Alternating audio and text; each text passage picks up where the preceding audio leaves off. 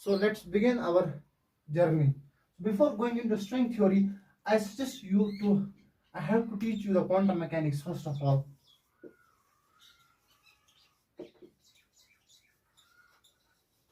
So friends, there is a famous quote by my favorite scientist Feynman, who said that if you understand quantum physics, either you are wrong or quantum mechanics are wrong. So it's very difficult to understand the quantum mechanics. So before dipping into the quantum mechanics, I am going to tell you one thing, why there is a need of quantum mechanics. I will tell you that thing.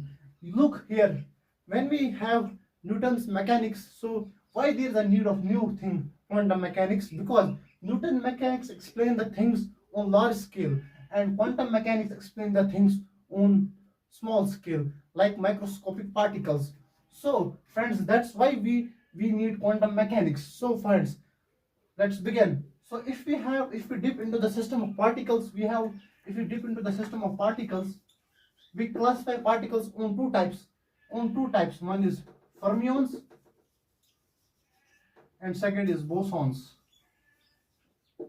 Friends, what are fermions? What are bosons? Fermions are those particles which constitute the matter, and bosons are those particles. Bosons are responsible for forces. Okay, you got this point? Okay, now continue. Now, what happens when we are going to study the gravity? You know, according to general relativity, gravity is nothing but a bend of space and time. So when you look at the microscopic level of gravity, you find there are, you know, particles called gravitons.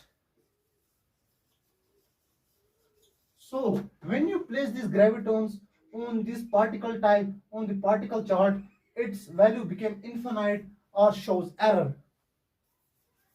So here we are failed to explain the graviton particles through quantum mechanics.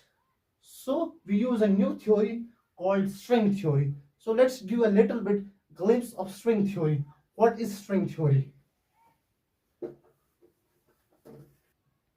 String theory. So what is string theory? Basically, let's understand you this by an example. So let's take an orange tree here. It's full up of orange.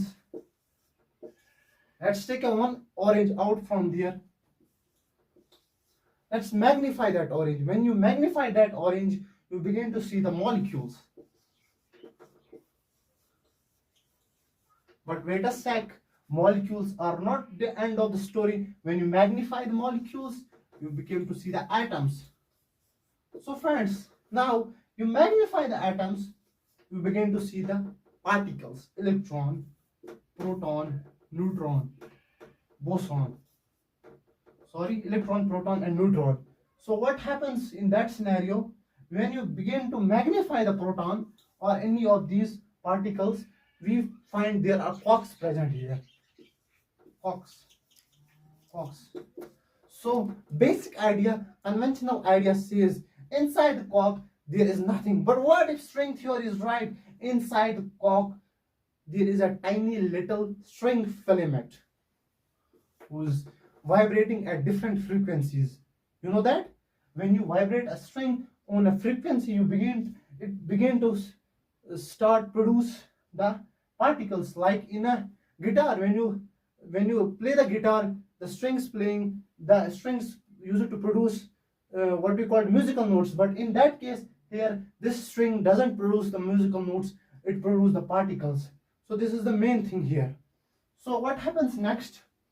That that electron is nothing but a string vibrating or in a different frequency. What is proton? Nothing but a string vibrating in a different frequency. Okay, so what about neutrino? Neutrino is nothing but a string vibrating in a different frequency. When you club all these things together, you have their orange here. So friends, let me tell you the amazing thing. You, me, everything around us are nothing but tiny little cosmic strings vibrating in a different frequency. So how much curious is this string theory? If string theory is right, then our future will be changed. So I will tell you one thing in Hindi, that physics वही जो दीवाना बना दे. Thank you very much.